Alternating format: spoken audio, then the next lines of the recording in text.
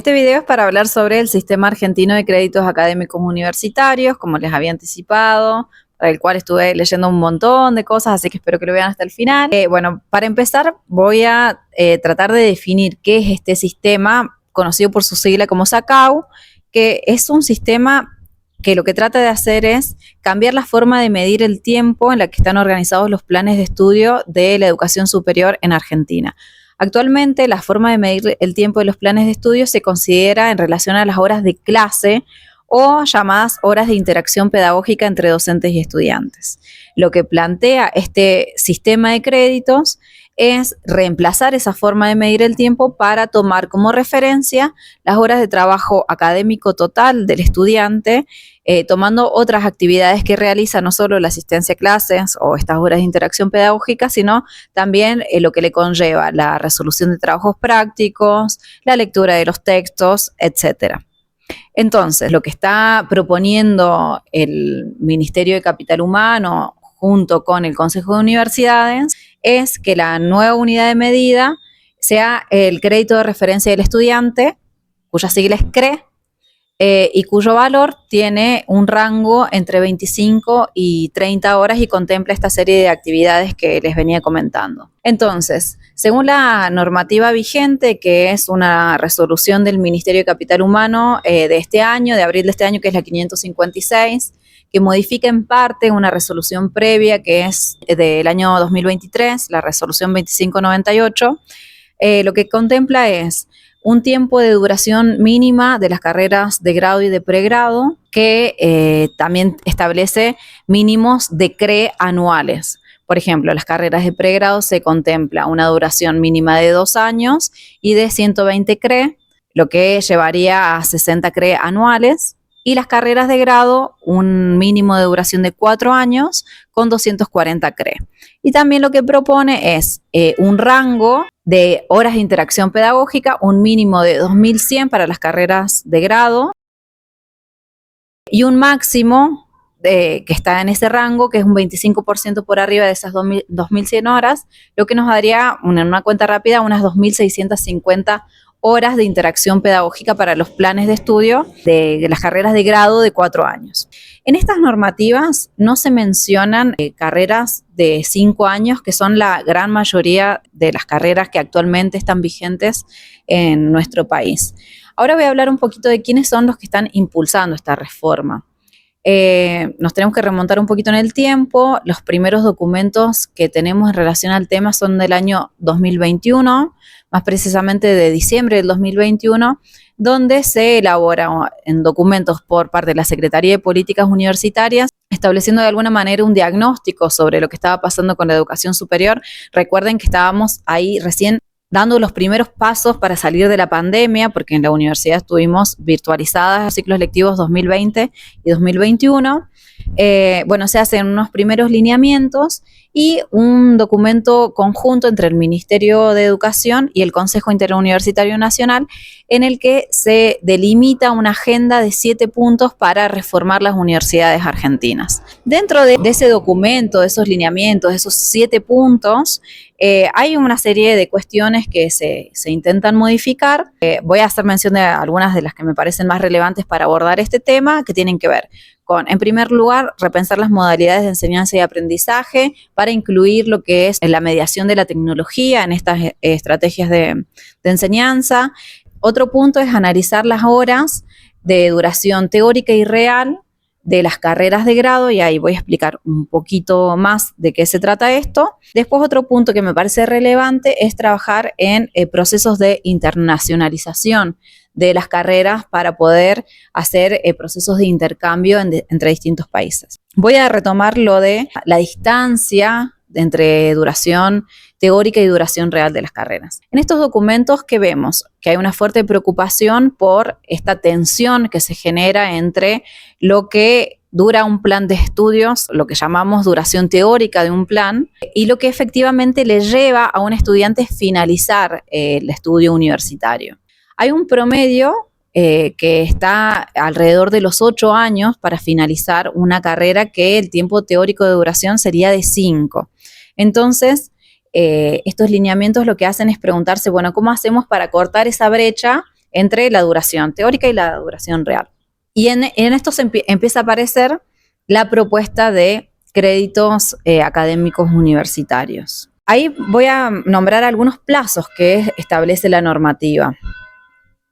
¿Cortamos por la campana? Hay un punto que me parece importante de destacar o de analizar, que es pensar quiénes son los estudiantes universitarios que tenemos hoy en las aulas de Argentina. Un dato importante es pensar el crecimiento exponencial de la matrícula de nivel superior. A grandes rasgos, en 1983 teníamos una cantidad de alumnos y hoy tenemos 7 veces más. Tenemos 2,5 millones de estudiantes en el nivel superior. Esto se suma a que a partir del año 2006 la educación secundaria pasó a ser obligatoria, por lo cual eso hace que haya mayor presión sobre la educación superior. Decimos presión en el sentido de mayor cantidad de personas en condiciones de poder acceder efectivamente a la educación superior. Y también otro dato importante es que en el año 2021 solamente el 30% de los estudiantes que se matricularon en las universidades argentinas eran menores de 20 años. Esto, por decirlo de manera rápida, nos da una conclusión de que los estudiantes no son en su mayoría recién egresados de la escuela secundaria, sino que pueden tener trayectos de vida bastante diversos, tener su propia familia, trabajar. Bueno, hoy es muy común estudiantes que estudian y trabajan al mismo tiempo, y que esto nos hace pensar por qué se da esta distancia entre duración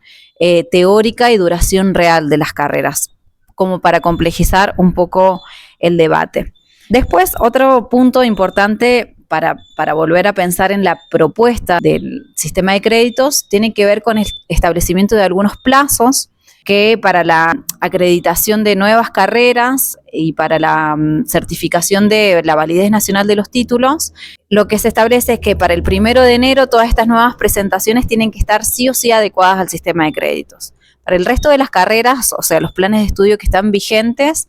ese paso al sistema de créditos va a ser paulatino y va a depender de las normativas de cada universidad. Y me parece importante señalar algunas cuestiones. Por un lado, no se trata acá de decir a priori si estamos a favor o en contra de un sistema de créditos o de un currículum flexible o estructurado,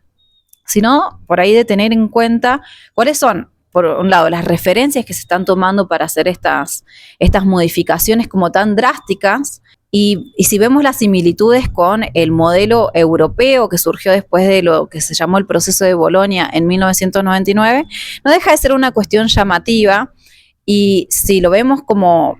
con la perspectiva del tiempo que nos da esa distancia, el proceso de Bolonia, que vemos que hubo un achicamiento de las carreras de grado, porque pasaron a ser carreras de 4 años, donde la formación más específica pasó al máster, que es un nivel que está arancelado. Entonces acá podemos también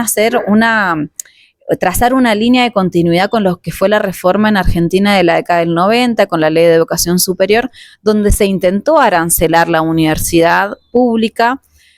que no se pudo hacer porque esto quedó en suspenso, pero sí estaba como este temor del vaciamiento de las carreras de grado. De alguna manera no podemos dejar de poner el foco de atención ahí, de llamar la atención sobre por qué al gobierno de Javier Milei le interesa que avancemos sobre un sistema de créditos que lo que hará en términos reales es establecer carreras mucho más cortas de las que actualmente tenemos en Argentina. Digo, podemos abrir el debate sobre la discusión pedagógica, académica, de la formación, pero también no ser ingenuos en esto de pensar quiénes son quienes están impulsando las reformas, sobre todo en un momento actual de crisis presupuestaria de nuestro sistema, en la que nunca hemos estado en nuestra historia, el nivel de ajuste que hay sobre el sector universitario. Después, otra cuestión que me parece importante destacar, que en este proceso de implementación, de creación de este sistema de créditos, hubo una resolución del Consejo Superior de la UBA, que es de diciembre del 2023, donde se rechaza la aplicación de este sistema de créditos. ¿Por qué? Porque la UBA considera de que hay una injerencia muy grande sobre la autonomía universitaria, reclama que uno de los ámbitos principales sobre los cuales tenemos que reclamar la autonomía es sobre la cuestión académica. Y lo que menciona como un punto muy importante es la injerencia del Ministerio de Educación, que actualmente está degradado a Secretaría, y de la CONEAU, que es un organismo descentralizado del Ministerio de Educación. Entonces, estos puntos son importantes para pensar la universidad más grande de nuestro país, por qué está planteando este posicionamiento. Y después, por último, como para ir cerrando, esto es un debate que está abierto porque la implementación recién se está empezando a abordar en las universidades de nuestro país, tiene que ver con pensar realmente ¿cómo afectó la pandemia a los estudiantes que hoy tenemos en nuestras aulas, tanto los que ya estaban transitando sus estudios universitarios como los que estaban transitando su educación secundaria y que hoy están dando sus primeros pasos en la universidad? Digo, pensar cómo hacemos para construir la autonomía de estos estudiantes sin que eso sea dejarlos librados al azar, a su suerte, a que hagan su trayectoria en un sistema que no sé si estaría dando